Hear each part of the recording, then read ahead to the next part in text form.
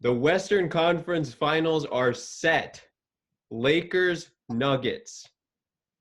They'll be starting Friday, and I'm excited for them. I think Lakers, Clippers, everyone got their hopes up, but Lakers, Nuggets is just as good of a matchup given the way the Nuggets are playing right now. We're going to predict them. Geoffrey, you go first.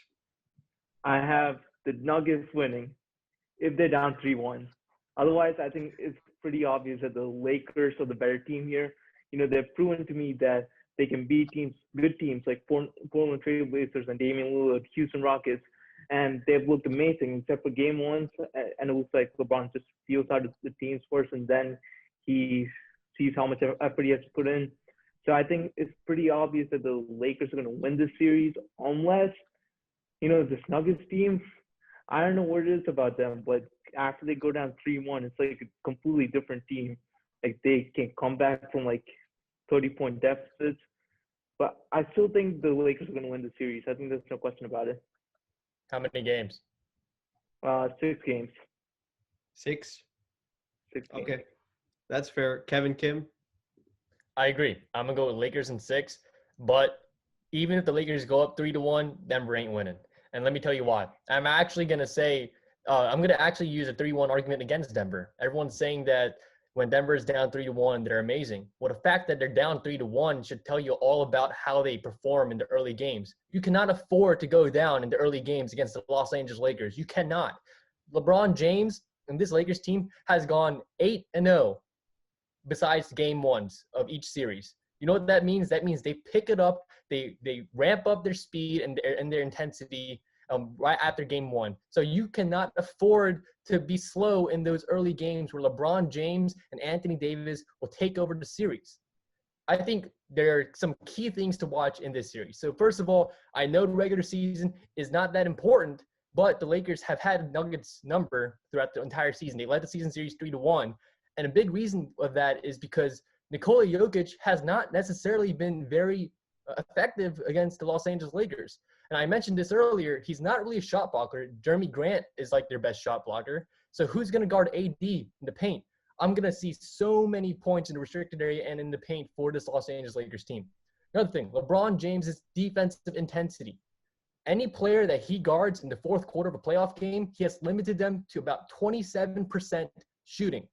Everybody criticizes LeBron James' defensive intensity during the regular season, but it's at a whole new level in the playoffs.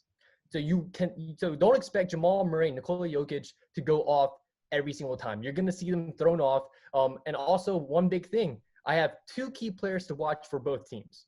For the Denver Nuggets, it's actually Gary Harris.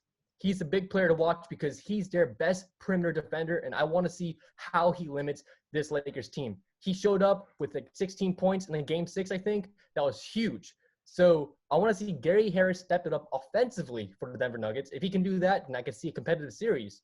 For the Lakers, I want to see Rajon Rondo. Playoff Rondo has been playing very well, and he has this ability to actually manage this offense and create space and create plays.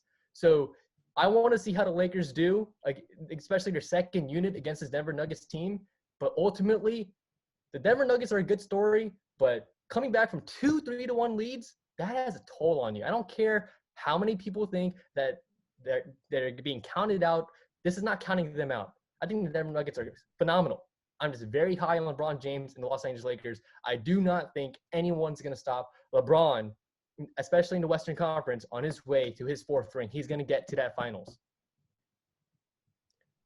Okay. That was a very well-crafted argument. You covered both sides of the ball. You covered the matchup. Gabe, do you have anything different from what's been said before? I mean, I agree with all of your points, Kevin, but I have a different result. I say Lakers in 5. I chose the Lakers in 6 against the Rockets and the Trailblazers. Both times it's gone Lakers in 5. I feel like it's going to happen again. I'm not going to make that same mistake. I know the Nuggets are, as a team, way better than the Trailblazers, way better than the Rockets this year.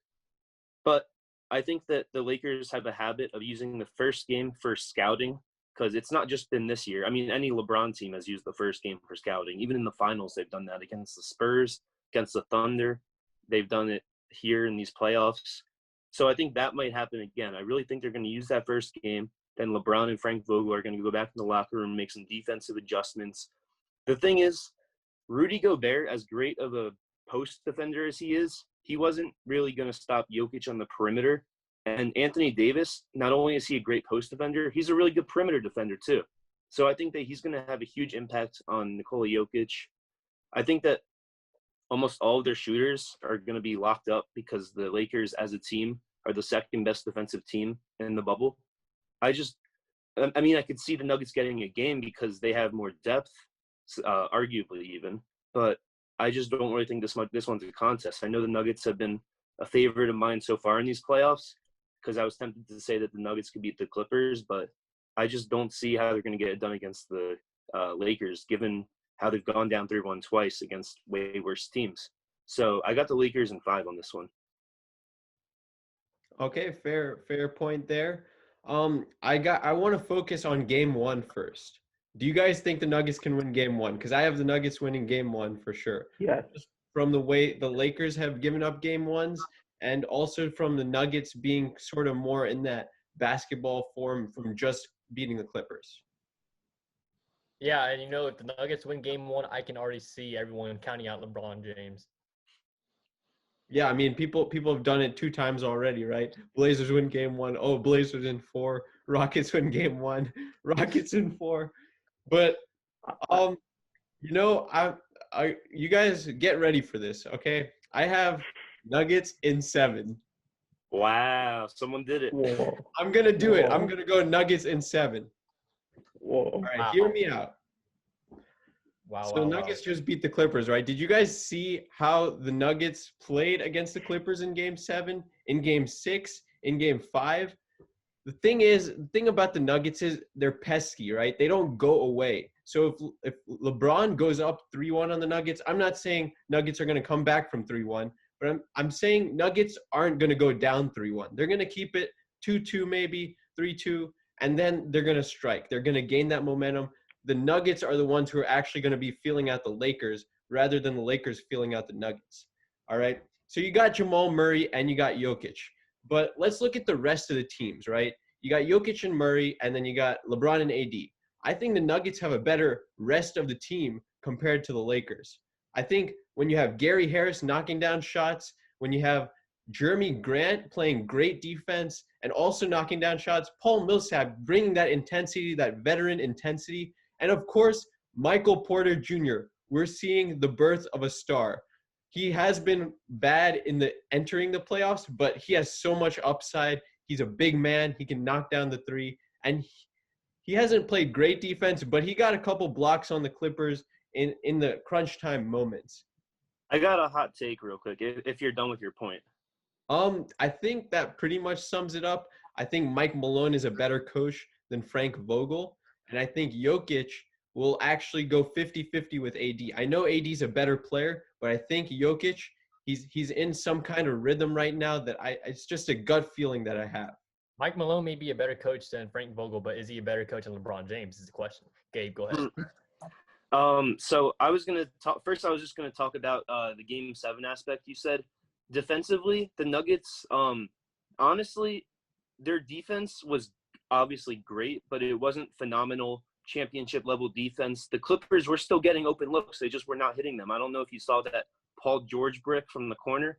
Kawhi Leonard was just missing some slightly contested mid-range shots. The Clippers were missing everything pretty much. Like, no good defense is going to make you go 0 for like 15 to start off the quarter. That's a mix of good defense and terrible offense. But going back to the Michael Porter Jr. Take that you had, I have a hot take that Michael Porter Jr. will be basically ineffective this series. I don't think that he's going to be really a factor. I think that LeBron, KCP, Danny Green, AD, whoever is going to play him one-on-one, they're going to be the defensive matchup that is his nightmare. Obviously, the Lakers might double Jamal Murray, might double Jokic, so maybe he'll get an open shot or two. But one-on-one, I think that the Lakers can clamp him up. He is only in his second season, and he is only a rookie. So I don't think he'll really be that effective. Yeah, and I also wanted to add a response to Surge's take. You say that the rest of Denver's team is better than the Lakers, and I would agree with that. But I do think that LeBron and AD being better than Murray and Jokic more than makes up for that. And not only that, but Kyle Kuzma as the sixth man is very crucial in this series, and he's been playing pretty well. I think he's been above 40% from the field. That's pretty good, and that's all the Lakers need. All they need is for Kuzma, KCP, and Caruso to hit some shots, and LeBron and AD can do the rest from there. Whereas Denver, with like Michael Porter Jr. and even Gary Harris, we've seen inconsistencies with the rest of the team. Michael Porter Jr., especially his defensive side, he's kind of improved on it lately, but still it's a very big flaw. And Gary Harris, he's actually averaging under 10 points a game. He had that huge game in Game 6 against Clippers, but can we see it at a consistent level? I don't know about that, and I just trust LeBron and AD more than I can trust Denver's bench being better than the Lakers' bench. Both fair points, and I'm not going to necessarily refute any of them, but I'm just going to say I feel like the Nuggets are playing better team basketball right now than the Lakers, and I think something about this bubble is that the team that plays team basketball is going to always have a chance. We saw it with Miami against Boston the other day. Miami didn't have more talent necessarily than Boston, but they played better team basketball. They have guys cutting to the rim. They got people open. And I think Jokic has that ability to just look off people and just send Michael Porter Jr., get him free dunks, get Torrey Craig involved. And I just, it's a gut feeling. It's from watching Jamal Murray's press conference yesterday saying, stop doubting us. I'm not going to doubt the Nuggets. And I want to see a Nuggets Heat finals. I want to see how many people get triggered by the fact that the Nuggets and the Heat are going to be in the finals. And my friend actually predicted that. My friend predicted that in the beginning of the year, actually, Nuggets Heat. I don't know how in the world he's gotten so close to it, but yeah, he predicted that somehow out of nowhere. Well, you know what? I will say this. If the Denver Nuggets win this series, then I think you'll be goated as the M2M analyst, because honestly, that's a bold pick, and props to you for taking that, because none of us here are bold enough to take that pick. And the only person bold enough to take stupid picks, I wouldn't say your pick is stupid, but the only person bold enough to take really wild picks is Geoffrey Aji, and he's been 0 for 100. Hey, worst case scenario, crazy. I think I still finish off better than Geoffrey. Worst case scenario, I could still tie Geoffrey or do better than him. So, and I know I picked Celtics to win, but Heat are looking good right now, so I'm not gonna be angry if the Heat end up beating the Celtics. I would like to add one more thing. Do you think people put an asterisk on the season if the Nuggets and the Heat make it to the finals? Yes, people do. That's utter BS, because people before, when it looked like the Lakers and Clippers and Bucks and Raptors and Celtics were going to the finals, everyone was talking about how this is gonna be the hardest finals ever, hardest season ever. So if they suddenly change that narrative, if the Nuggets and Heat make it, then everyone in the media is hypocritical. They deserve to have their credentials revoked and give it to M2M, because we're better. I think that people are only gonna call it an asterisk if LeBron wins the finals, because that LeBron haters will do anything to discredit him. Geoffrey will put an asterisk on that. That's fair. I'm not going to put an asterisk regardless of whatever happens. And, we here at M2M, we're better than most people. We got better basketball predictions than ESPN so far.